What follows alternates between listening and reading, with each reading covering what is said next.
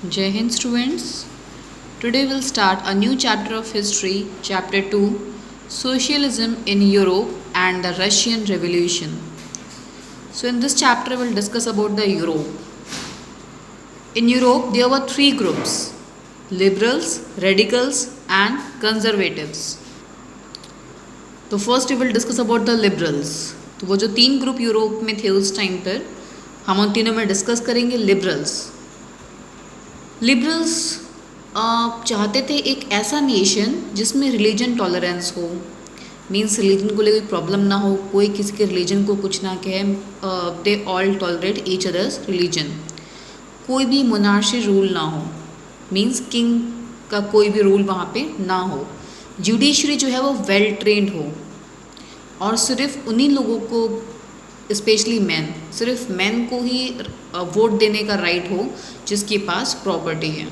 So that 4 points that liberals want in a nation: religious tolerance, no monarchy rule, well train judiciary and only man with property have right to vote. Second आपके आते हैं radicals. अब radicals चाहते थे एक ऐसा nation जिसमें सबके पास राइट टू वोट हो. दे वांट कि सबके पास राइट टू वोट हो, जैसे यूनिवर्सल फ्रेंचाइज में होता है, including women also, because they want to give equality to all. और वो चाहते थे कि जो लैंड ओनर्स हैं, स्पेशली जो वेल्दी लैंड ओनर्स हैं, जो अमीर लोग हैं, फैक्ट्री ओनर्स हैं, उनके पास प्रॉपर्टी और प्रिविलेजेस ना हो. उनको जो प्रॉपर्टी और प्रिविलेजेस हैं वो उनको ना मिले. जो प्रॉपर्टी है वो इक्वली डिस्ट्रीब्यूटेड हो पुअर वन में भी. So they want nation like that. Next हैं आपके कंजर्वेटिव्स. कंजर्वेटिव्स जो हैं वो रेडिकल्स और लिबरल्स दोनों का ही अपोज करते थे. वो चाहते थे कि कुछ चेंजेस आएँ, बट जो प्रोसेस हो वो काफ़ी स्लो हो, so people can easily attain that changes. Next हम बात करेंगे इंडस्ट्रियलाइजेशन की. नाउ इंडस्ट्रियलाइजेशन क्या होता है? किसी भी पर्टिकुलर एरिया में डेवलपमेंट ऑफ इंडस्ट्रीज. जब बहुत सारी इंडस्ट्रीज डेवलप होती हैं किसी पर्टिकुलर रीजन में, एरिया में, that is known as industrialisation.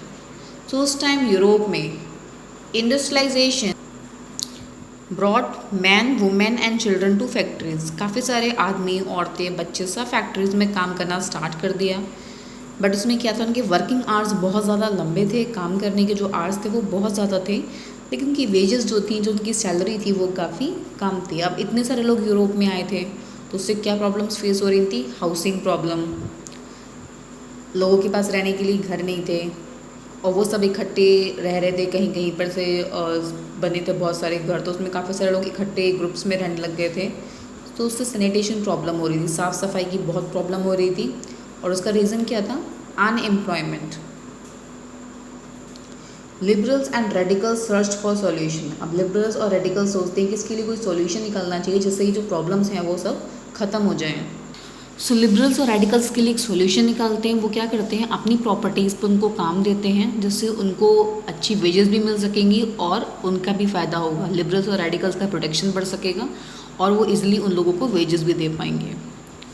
जो नेशनलिस्ट थे उस टाइम पे वो भी सपोर्ट करते हैं रेडिकल्स को और लिबरल्स को. नेशनलिस्ट तो आप समझ गए ना कौन होते हैं? लाइक जो उनको मोनार्ची रूल पसंद था, they want to make their nation free. जो उस टाइम पे नेशनलिस्ट थे वो भी काफ़ी सपोर्ट करते हैं रेडिकल्स और लिबरल्स को. वो चाहते थे कि ऐसा नेशन बने जहाँ पे हर किसी के पास इक्वल राइट हो. So nationalist want to create a nation where all citizens would have equal rights. उसमें से एक थे ग्यूजिप मैज़ेनी. ये एक इटालियन नेशनलिस्ट थे after 1815. He also want the same. अब हम बात करेंगे कुछ सोशलिस्ट की. उस टाइम पे काफ़ी सारे सोशलिस्ट थे. तो first is that Robert Owen. इन्होंने अपनी एक ऑर्गेनाइजेशन बनाना चाहते, that the name of that organisation is New Harmony, that in Indiana, USA. Next है आपके लुइस ब्लैंक. लुइस ब्लैंक जो है वो गवर्नमेंट को, वो चाहते थे कि जो गवर्नमेंट है वो उन कोऑपरेटिव्स को देखे, क्योंकि रॉबर्ट ओवन जो थे वो अपनी कोऑपरेटिव बनाना चाहते थे, New Harmony. But Louis Blanc चाहते थे कि जो कोऑपरेटिव हैं वो गवर्नमेंट के थ्रू रन हो. अब कोऑपरेटिव्स क्या होता है? Cooperative means association of people who produce goods and distributed profits according to the work done by workers. Cooperatives जो होती हैं एसोसिएशंस होती हैं जिसमें लोग काम करते हैं और वहाँ पे गुड्स प्रोड्यूस होते हैं, और जिसने जैसा काम किया होता है उसके अकॉर्डिंग उसको उसका प्रॉफिट डिस्ट्रीब्यूट कर दिया जाता है। नेक्स्ट सोशलिस्ट हैं आपके कार्ल मार्क्स।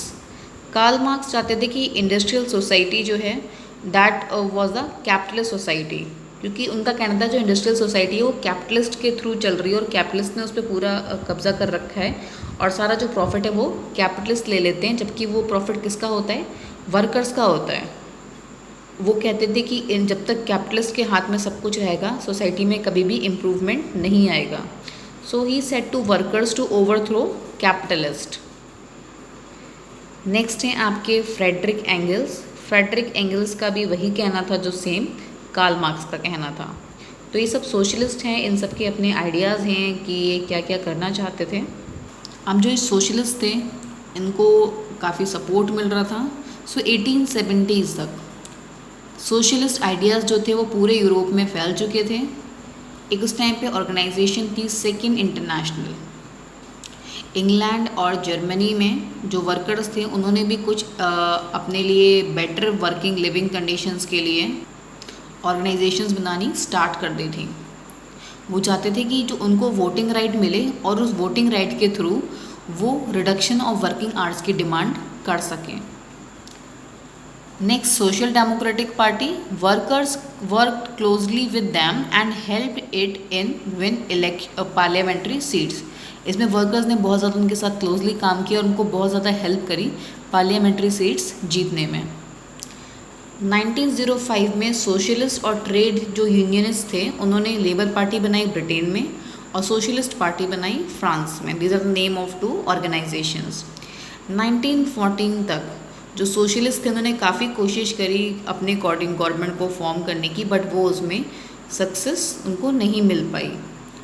सो गवर्नमेंट जो थी वो कौन रन कर रहा था, कंजर्वेटिव, लिबरल्स और रेडिकल्स। सो टिल दैट उस टाइम तक गवर्नमेंट इन तीनों की वजह से ही रन हो रही थी, बिकॉज सोशलिस्ट जो थे वो अपने उनके जो आइडियाज़ थे वो सक्सीड नहीं हो पाए और उनको सक्सेस नहीं मिल पाया गवर्नमेंट को बनाने में।